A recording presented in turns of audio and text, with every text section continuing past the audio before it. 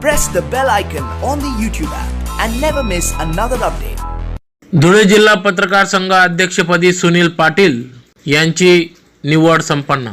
याबाबत वृत्त असे की धुळे जिल्हा पत्रकार संघाच्या इतिहासात अनेक वर्षापासून चालत आलेल्या शासन स्वराज्य संस्थाप्रमाणेच नियमांचे पालन करत तत्कालीन अध्यक्ष मिलिंद बैसाने यांनी 2 वर्षाचा कार्यकाळ पूर्ण केल्याने त्यांनी या अध्यक्षपदाचा राजीनामा दिला व त्यामुळे 2019 ते 2021 या 2 वर्षाच्या द्वैवार्षिक निवडणूक घेण्यात आली।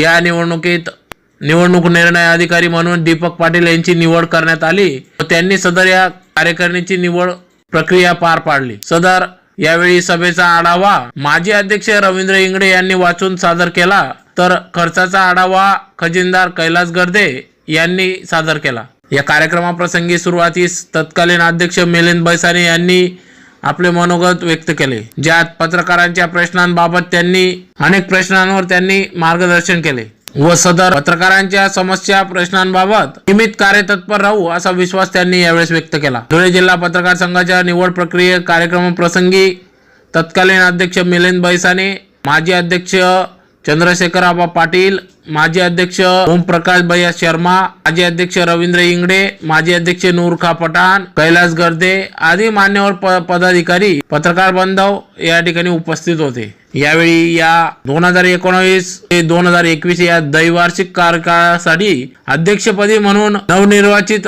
आपलं नवराज्याचे संपादक सुनील पाटील यांची निवड करण्यात आली। उपाध्यक्षपदी धुळे टीव्हीचे संपादक संचालक ललित कुमार चव्हाण यांची निवड करण्यात आली, तर सरचिटणीस पदी धनंजय दीक्षित, कोषाध्यक्षपदी श्रीराम न्यूज चॅनलचे संपादक संचालक सुनील सिंह परदेशी, प्रांतिक प्रतिनिधी म्हणून प्रवीण खरे, तर कार्यकारिणी सदस्य म्हणून साहित्यचे श्रमराज्याचे संपादक संचालक अतुल भाऊ पाटील, तर खानदेश मैदान संपादक संचालक मनोज गर्दे, अभिजित मोहिते, आई एकविरा चॅनलचे संपादक संचालक गौरव शर्मा, संतोष काळे, इंग्लज माता न्यूज चॅनलचे संपादक संचालक राजू भावसार पेटेवाले, स्वाभिमानी चॅनलचे संपादक संचालक प्रकाश शिरसाट, श्रीराम न्यूज चॅनलचे संपादक संचालक कैलास सोनवणे, श्रीकृष्ण बेडसे, अजर पठाण, रवींद्र नगराडे आदी सर्वच कार्यकारिणी सदस्य यांची देखील यावेळेस निवड करण्यात आली। सदर या कार्यकारिणीला सर्व पत्रकार बंधूंनी यावेळेस शुभेच्छा दिल्या। यावेळी पत्रकार बांधव देखील मोठ्या संख्येने उपस्थित होते।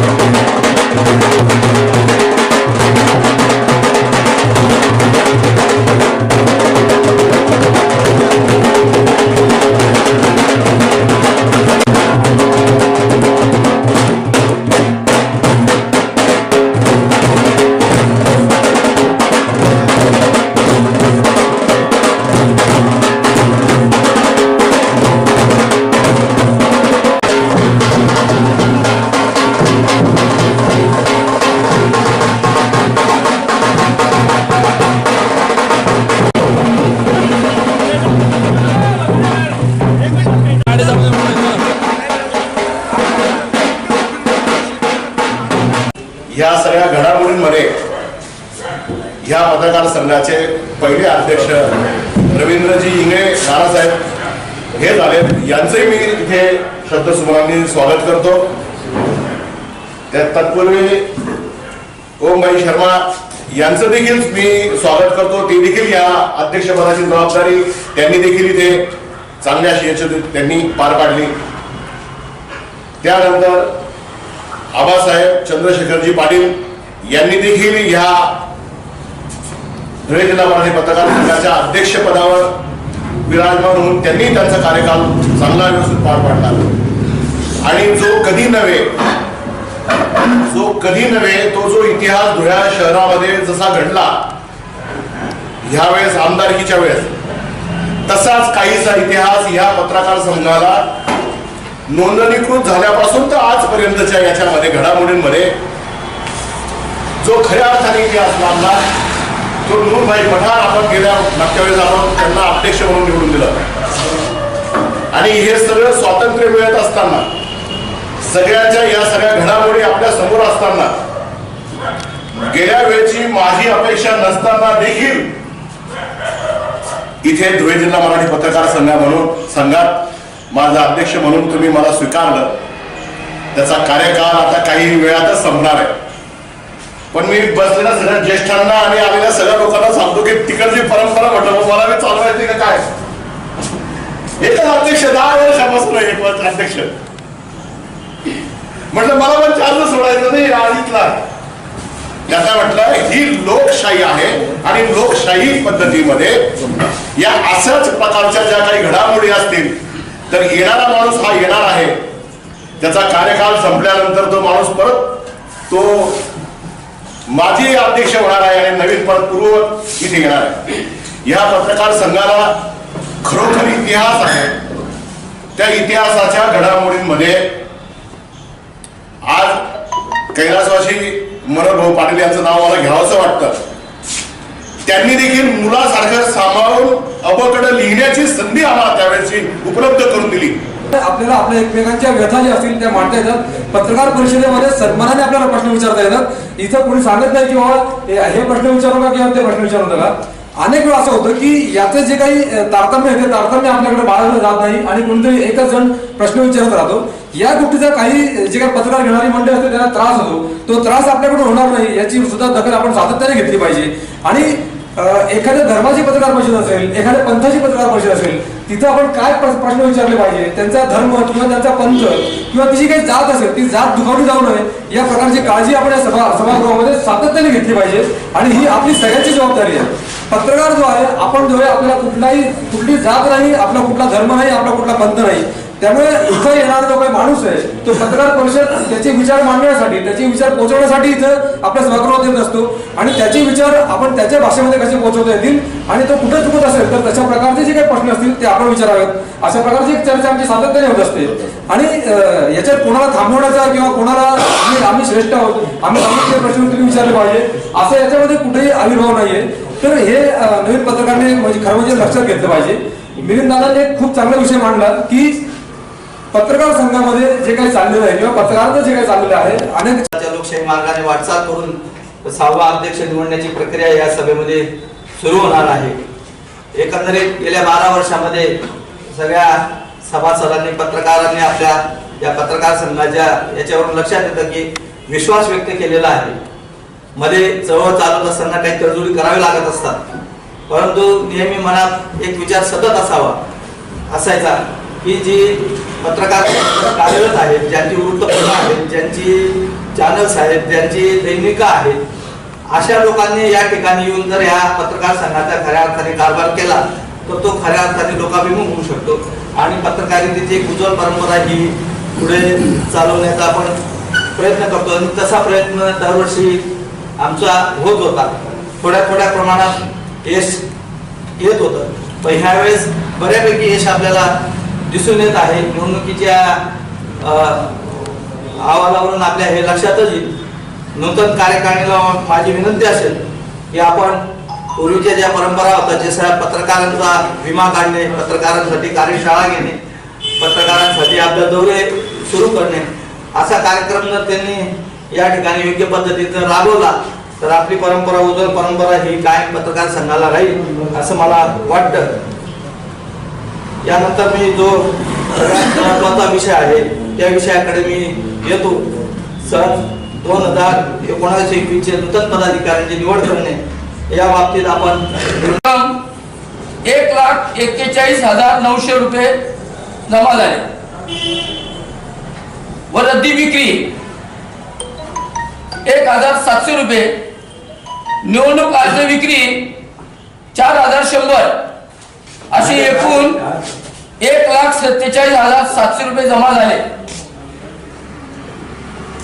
नावे बाजू म्हणजे जमा खर्च बाजू आपली वेतनापोटी खर्च 2,000 गुणिले 24 48,000 रुपये. लाईट बिल 12,000 रुपये. पाणी जार 500 गुणिले 24 12,000. Paper bill 16,800. कार्यालयीन खर्च चहा पाणी नाश्ता 14,000. किरकोळ खर्च साफसफाई, बाईक दुरुस्ती, लाईट दुरुस्ती, कुलूप खर्च, झेरॉक्स, स्टेशनरी इत्यादी 13,000 रुपये. पत्रकार परिषद निमंत्रण 129 गुणिले 150 बरोबर 19,350 रुपये. अखेर शिल्लक आहे 12,500 रुपये. एकूण खर्च आला 1,47,700. खर्च नाही, खर्च 35,000 नाही 1,47,700 नाही 1,00,000 प्रति. आजच्या सर्वसाधारण सभेचे अध्यक्ष व सर्व सभासद धुळे जिल्हा मराठी पत्रकार संघ धुळे. विषय 2019 ते 2021 या द्वैवार्षिक निवडणुकीचा अहवाल सादर करण्याबाबत. महोदय, मी दीपक गोरख पाटील, निवडणूक निर्णय अधिकारी, धुळे जिल्हा मराठी पत्रकार संघ धुळे, खालीलप्रमाणे निवडणुकीचा अहवाल सादर करतो की संघाचे अध्यक्ष मिलिंद बैसाने यांच्या अध्यक्षतेखाली संघाची कार्यकारिणी सभा दिनांक 23/11/2019 रोजी संपन्न झाली. सदर सभेमध्ये 2019 ते 2021 या कालावधीसाठी संघाच्या पदाधिकाऱ्यांची निवड करण्यासाठी माझी निवडणूक निर्णय अधिकारी म्हणून नियुक्ती करण्यात आली होती. त्या सभेमध्ये निवडणूक निर्णय अधिकारी म्हणून निवडणूक कार्यक्रम सादर केला होता व त्या कार्यक्रमास सभेने मंजुरी दिली होती. या मंजुरी दिलेल्या कार्यक्रमानुसार मी पुढील प्रमाणे निवडणूक कार्यक्रम पार पाडला आहे. 1. निवडणुकीच्या अर्जाची विक्री व स्वीकृती दिनांक 19/12/2019 ते 21/12/2019 सकाळी 10 ते 5 पर्यंत पत्रकार भवन साकरोड धुळे. 2. उमेदवारी अर्जाची छाननी व अंतिम यादी जाहीर करणे दिनांक 22/12/2019 सकाळी 10 ते दुपारी 3 वाजेपर्यंत पत्रकार भवन साकरोड धुळे. 3. उमेदवारांची माघार व अंतिम यादी जाहीर करणे दिनांक 23/12/2019 ते 24/12/2019 सकाळी 10 ते दुपारी 3 पर्यंत पत्रकार भवन साकरोड धुळे येथे. 4. छाननीनंतर अंतिम यादी प्रसिद्ध करणे दिनांक 25/12/2019 सायंकाळी 5 पर्यंत पत्रकार भवन साकरोड धुळे येथे. 5. मतदान व मतमोजणी निर्णय जाहीर करणे दिनांक 28/12/2019 सकाळी 10 ते दुपारी 3 पर्यंत मतमोजणी व लगेच निर्णय जाहीर करणे. स्थळ पत्रकार भवन साकरोड धुळे.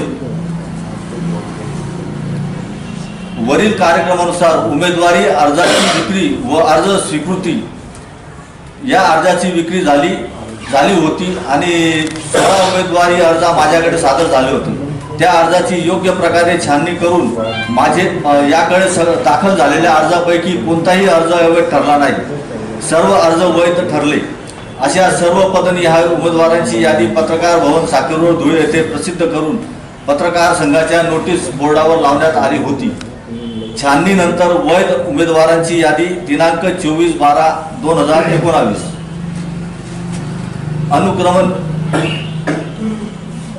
अनुक्रमणिका नंबर 1 पदाचे नाव अध्यक्ष सुनील भगवान पाटील. जवळजवळ 10 ते 12 वर्षापासून आपण पत्रकार संघाच्या या मुक्ती आंदोलनामध्ये अविरतपणे आमच्या पाठीशी उभे राहिला. सन 9 पासून तर 2000च्या 19च्या सायंकाळच्या अखेर अनेक या पत्रकार संघाच्या एकूण संघर्षामध्ये चांगल्या वाईट घटना घडल्या आणि हा संघर्ष उभा करत असताना आमच्या पाठीमागे ज्यांची प्रेरणा होती ते आमचे ज्येष्ठ बंधू पितृतुल्य कॉम्रेड मनोहरभाऊ पाटील आणि दुसरे आमचे भाऊ जरी नसले तरी भाऊची उणीव आम्हाला कधी भासू दिली नाही. ते कायम वडिलांसारखे आमच्या पाठीशी उभे राहिले. ते बापू ठाकूर आणि खऱ्या अर्थाने ज्यांनी अभिमानाची भूमिका पार पाडली ते देविदास आप्पा आज इथं नाही आहेत. मला त्यांचं नाव प्रत्यक्षाने घ्यावं लागेल कारण तोपर्यंत हे माझं भाषण पूर्ण होणारच नाही. या संघर्षामध्ये खऱ्या अर्थाने जी 1992 पासूनची आम्ही जी काही हातामध्ये मशाल घेतली होती रवींद्र आणि आम्ही आणि त्याच्यामुळे हा एक कारवा बनला. चंद्रशेखर आबा पाटील, ओम भैया ज्यांनी हे आंदोलन खऱ्या अर्थाने पेटवलं ते मिलिंद बैसाने त्याच्या कुटुंबाचाही त्याग या पत्रकार संघासाठी फार अनमोल आहे.